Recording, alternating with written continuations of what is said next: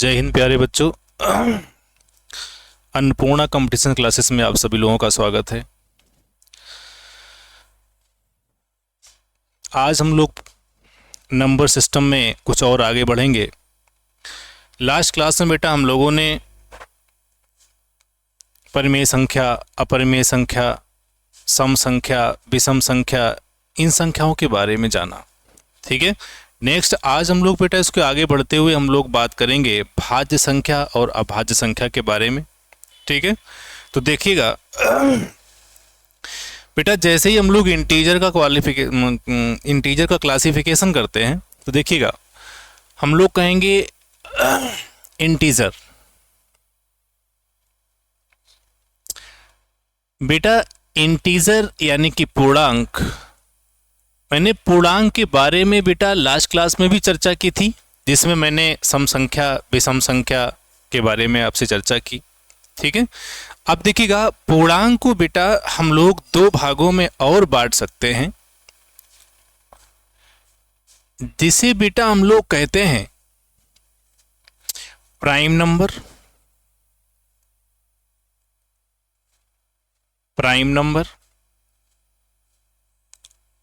और बेटा composite number.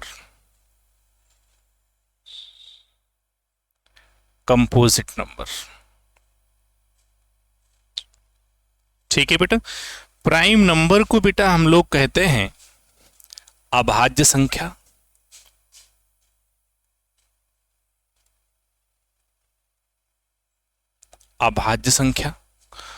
और बेटा कंपोजिट नंबर को हम लोग कहते हैं भाज्य संख्या।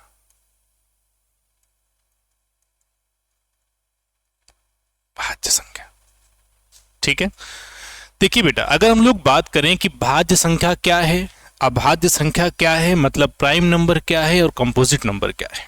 ठीक है, तो बेटा प्राइम नंबर क्या होता है यानी कि अभाज्य संख्या क्या होती है, तो अभाज्य संख्या वह संख्या है जिसके अधिकतम दो गुणनखंड होते हैं। ठीक है ना, हम परिभाषा लिख सकते हैं इसकी कि अभाज्य संख्या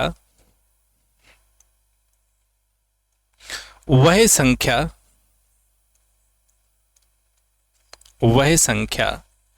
जिसके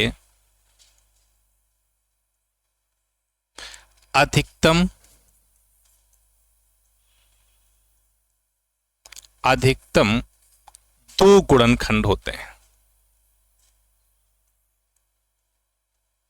दो गुणनखंड होते हैं।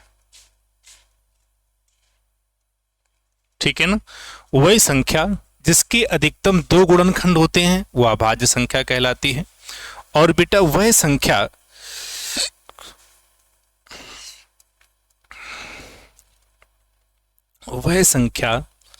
जिसके कम से कम तीन गुणनखंड होते हैं।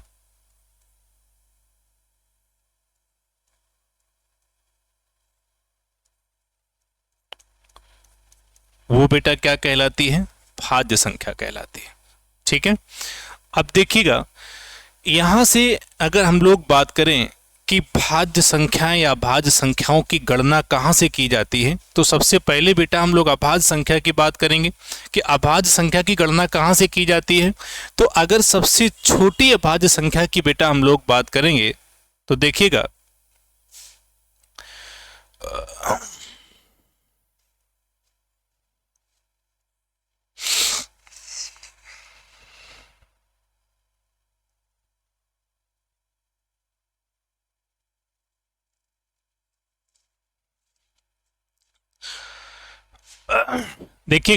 अगर हम लोग बात करेंगे अभाज्य संख्या, सबसे छोटी अभाज्य संख्या क्या है, तो बेटा सबसे छोटी अभाज्य संख्या होती है 2। सबसे छोटी अभाज्य संख्या क्या है, 2 है। इसके बाद 3 है, फिर 5 है, फिर 7 है, फिर 11 है, डॉट डॉट। अब देखिएगा वह संख्या जिसके अधिकतम दो गुणनखंड होते हैं वो क्या कहलाती है, अभाज्य संख्या कहलाती है। अब देखिएगा उनमें भी ये देखते हैं कि वो गुणनखंड होते क्या क्या हैं। तो बेटा वो गुणनखंड होते हैं वन, वन कामा स्वयं, वन कामा स्वयं। ठीक है। अब देखिए जैसे मैंने कहा कि दो है, अगर दो के हम फैक्टर करेंगे तो दो में दो का भाग जाएगा या फिर एक का जाएगा। तीन की बात करेंगे, तीन में तीन का भाग जाएगा या फिर एक का जाएगा। ठीक है।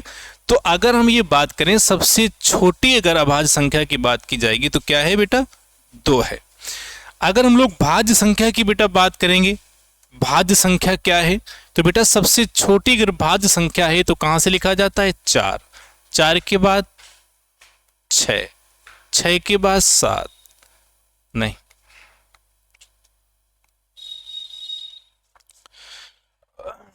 चार के बाद छह, आठ, नौ, दस। ठीक है। अब यहां से एक चीज और हमको पता चलता है कि देखिएगा दो से पहले एक है, एक को ना तो बेटा मैंने अभाज्य संख्या के साथ लिखा और ना ही भाज्य संख्या के साथ लिखा। तो आपसे यह भी पूछ लिया जाता है कि बेटा एक क्या है, बताइए एक क्या है। एक बेटा भाज्य है या अभाज्य है। ठीक है।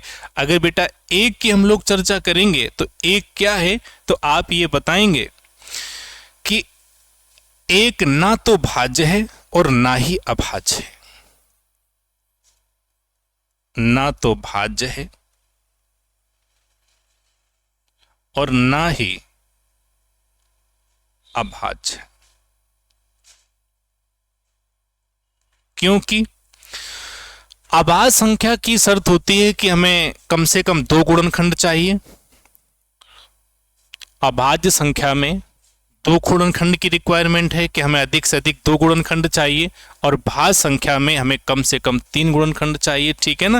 लेकिन एक ऐसी संख्या होती है जिसमें एक ही गुणनखंड होता है, ना तो दो होते हैं ना ही तीन होते हैं। इसलिए अगर एक के बारे में बेटा चर्चा की जाएगी, जब भी एक की कोई बात आएगी कि एक भाज्य है या अभाज्य है, आपके पास एक क्वेश्चन लिखा हो सकता है।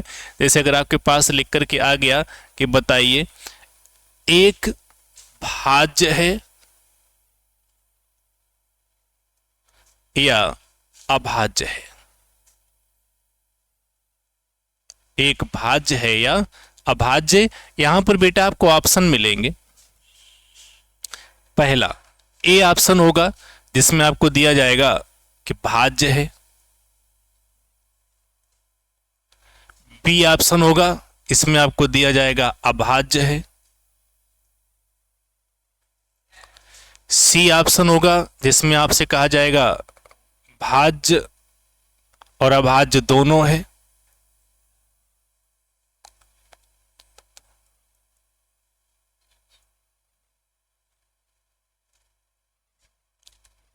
दोनों है,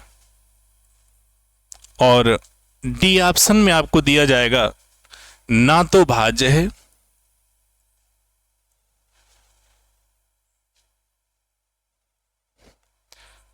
और ना ही अभाज्य है।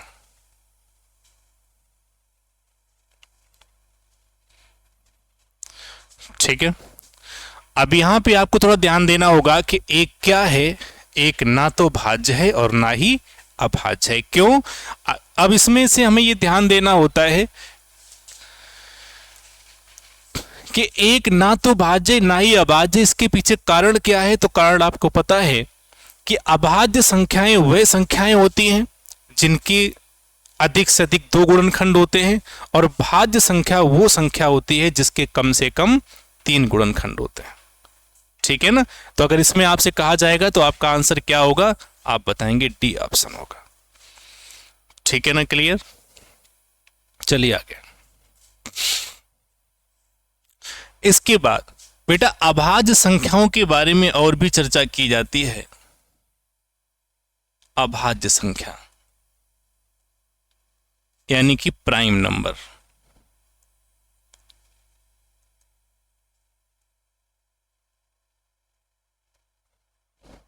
प्राइम नंबर बेटा प्राइम नंबर के बारे में अगर हम और चर्चा करेंगे तो प्राइम नंबर को हम कुछ और भागों में भी बांट सकते हैं। जैसे पहला हम कह सकते हैं रिलेटिवली प्राइम नंबर,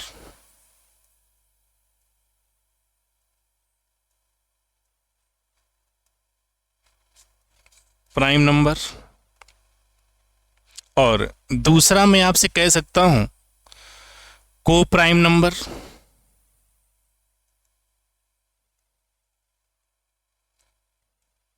और तीसरा मैं आपसे कह सकता हूं ट्विन प्राइम नंबर,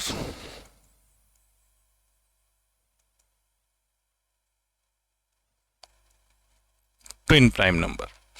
बेटा इन सब के बारे में अगर हम लोग जानना चाहें, इसके साथ साथ बेटा एक पार्ट और जुड़ा है जिसे हम लोग कहते हैं परफेक्ट नंबर, परफेक्ट नंबर। देखिएगा रिलेटिवली प्राइम नंबर क्या है बेटा, हम इसे कहते हैं अपेक्षित अभाज्य संख्या है, ठीक है ना। कहने का मतलब ये दो दो अभाज्य संख्याओं का एक समुच्चय होता है, सेट होता है। जैसे रिलेटिवली प्राइम नंबर की हम लोग बात करेंगे तो हम इसको परिभाषित कर सकते हैं, एक परिभाषा के रूप में मैं इसे बोल सकता हूं कि ऐसी दो संख्याएं जिनका HCF 1 होता है, ऐसी दो संख्याएं जिनका HCF बेटा कितना होता है, 1 होता है। ऐसी दो संख्याएं जिनका HCF 1 होता है उन्हें क्या कहा जाता है, रिलेटिवली प्राइम नंबर कहलाएंगे।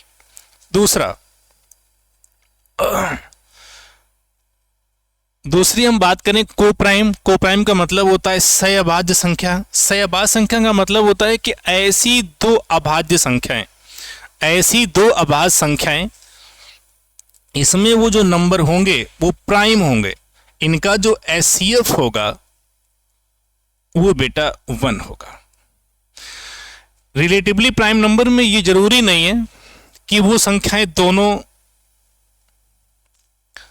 प्राइम होना चाहिए, और को प्राइम में ये निश्चित है कि वो दोनों प्राइम होना ही चाहिए, ठीक है ना। कहने का मतलब है कि रिलेटिवली प्राइम नंबर में ये जरूरी नहीं है कि दोनों संख्याएं अभाज्य संख्याएं हों, जबकि को प्राइम में ये जरूरी है कि वो दोनों संख्याएं अभाज्य संख्याएं होना चाहिए, ठीक है ना।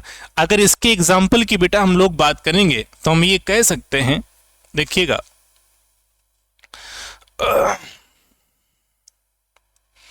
इसमें अगर हम लोग एग्जाम्पल देंगे तो मैं कह सकता हूं 2,3, दूसरा मैं और बता सकता हूं, मैं लिख सकता हूं 5,6, ठीक है ना। कुल मिलाकर के HCF जो होता है ना वो HCF कितना होना चाहिए, 1 होना चाहिए। जबकि अगर प्राइम को प्राइम में हम लोग चलेंगे तो को प्राइम का ये मतलब होता है कि इसका मैं एग्जांपल दूंगा तो एग्जांपल आपके पास होंगे 2,3, दूसरा 3,5, तीसरा 5,7, ठीक है ना। मतलब वो दोनों संख्याएं कन्फर्म है कि दोनों संख्याएं कैसी होना चाहिए, दोनों संख्याएं अभाज्य होना चाहिए। जबकि रिलेटिवली प्राइम नंबर में ये जरूरी नहीं है कि दोनों संख्याएं अभाज्य होना चाहिए, ठीक है ना। दूसरा, इसके बाद बेटा हम लोग बात करते हैं ट्विन प्राइम नंबर। बेटा ट्विन प्राइम नंबर क्या है, अगर हम लोग ट्विन प्राइम नंबर की बेटा बात करेंगे तो ट्विन प्राइम नंबर का मतलब होता है कि ऐसी दो अभाज्य संख्याएं जिनका अंतर 2 होता है, ऐसी दो अभाज्य संख्याएं जिनका अंतर 2 होता है क्या कहलाती हैं बेटा, ट्विन प्राइम नंबर कहलाती हैं। जैसे इनके बारे में अगर हम लोग एग्जांपल लेंगे तो क्या होगा, सबसे पहले हम कह सकते हैं 3,5, दूसरा 5,7, तीसरा 11,13। क्लियर है ना। अब आप लोगों ने समझ लिया होगा कि रिलेटिवली प्राइम नंबर क्या है, को प्राइम क्या है और ट्विन प्राइम क्या है। तो एक बार मैं आपको फिर से रिव्यू कर दूं।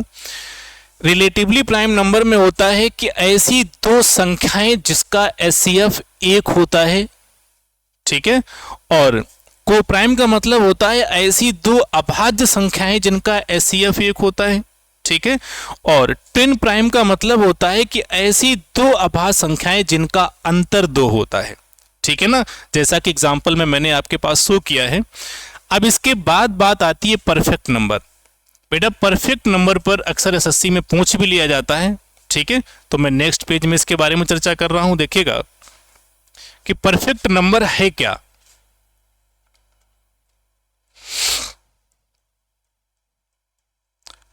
परफेक्ट नंबर, बेटा परफेक्ट नंबर हम लोग चेक करें कि परफेक्ट नंबर क्या है। किन्हीं भी संख्याओं को लेकर के हम लोग बात करेंगे तो देखिए एग्जाम्पल से आपको बहुत ही कायदे समझ में आएगा। मैं आपसे कह सकता हूं कि 3 क्या परफेक्ट नंबर है, 4 क्या परफेक्ट नंबर है, 6 क्या परफेक्ट नंबर है, 8 क्या परफेक्ट नंबर है, 14 क्या परफेक्ट नंबर है और 28 क्या परफेक्ट नंबर है। अब देखिएगा एग्जाम्पल से बिल्कुल हम लोगों को बहुत ही अच्छे समझ में आएगा। परफेक्ट नंबर का मतलब होता है कि जिस संख्या के बारे में चर्चा की जा रही हो उसके फैक्टर कीजिएगा, ठीक है ना, गुणनखंड कीजिएगा। तो देखिए जैसे मैंने 3 के बारे में बेटा बात की और 3 का गुणनखंड करेंगे तो क्या हो सकता है बेटा, 1 हो सकता है और या फिर 3 हो सकता है, ठीक है। 4 की बेटा अगर हम बात करेंगे तो 1 हो सकता है,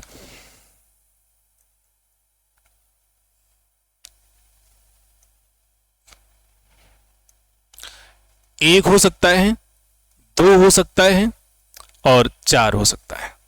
6 की बेटा बात करेंगे 1 हो सकता है, 2 हो सकता है, 3 हो सकता है और 6 हो सकता है। 8 की बात करेंगे 1, 2, 4, 8। 14 की बात करेंगे तो 1, 2, 7 और 14। 28 की बेटा बात करेंगे तो 1, 2, 4, 7, 14 और 28। इस तरीके से हम लोग फैक्टर करते हैं, गुणनखंड करते हैं। अब इनमें से इस चीज को देखना होता है कि लास्ट में आप छोड़ दो। जैसे अगर 3 की बात की जाए तो स्वयं को छोड़ करके बचे हुए फैक्टर को यानी बचे हुए गुणनखंड को क्या करें, ऐड करें और उनका योग अगर वही संख्या हो जाता है तो वो परफेक्ट नंबर कहा जाता है। जैसे यहां पे मुझे क्या करना है बेटा, 3 को छोड़ देना है। देखिएगा हमें 3 को छोड़ देना है। 3 को छोड़ें तो क्या बचेगा, 1, ठीक है ना, इसलिए ये परफेक्ट नंबर नहीं है।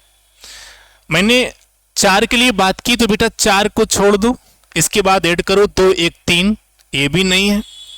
बेटा 6 की बात करें तो 6 को छोड़ दो और 3, 2, 5, 1, 6, बिल्कुल राइट, ये परफेक्ट नंबर होगा, ठीक है। इसके बाद आगे देखिए 8 को छोड़ दीजिएगा और 4, 2, 6, 1, 7 हो पाएगा, ये भी नहीं है। आगे देखिए 14 को छोड़ दीजिएगा, 7, 2, 9, 1, 10 होगा, ये भी नहीं है। 28 पाइएगा, 28 को छोड़ दीजिएगा, इसके बाद ऐड करो 7, 4, 11, 13, 14 और 14, 28, यानी कि भी परफेक्ट नंबर होगा, ठीक है।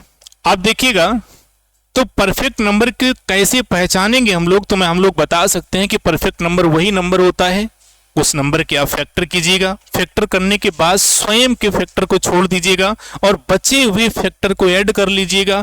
अगर उनका योग वही संख्या हो जाता है तो वो क्या कहलाएंगे, परफेक्ट नंबर कहा जाता है, ठीक है ना। कभी कभी एग्जाम में पूछ लेता है कि सबसे छोटा परफेक्ट नंबर क्या है। सबसे छोटा परफेक्ट नंबर क्या है बेटा, सबसे छोटा परफेक्ट नंबर होता है 6, ठीक है ना। अगर पूछता है सबसे बड़ा परफेक्ट नंबर क्या है तो ये बात आपसे नहीं पूछी जा सकती है क्योंकि अनंत तक गणना की जाती है, ठीक है। तो जहां तक आपसे पूछा जाता है सबसे छोटा परफेक्ट नंबर क्या है तो आप बता दे सकते हैं कितना होगा, 6 होगा, ठीक है, क्लियर। तो बेटा आज की क्लास में हम लोग यहीं पर क्लास को रोकेंगे, ठीक है, और इसके बाद हम लोग नेक्स्ट वीडियो में इसके बाद पढ़ेंगे, ठीक है। Thank you.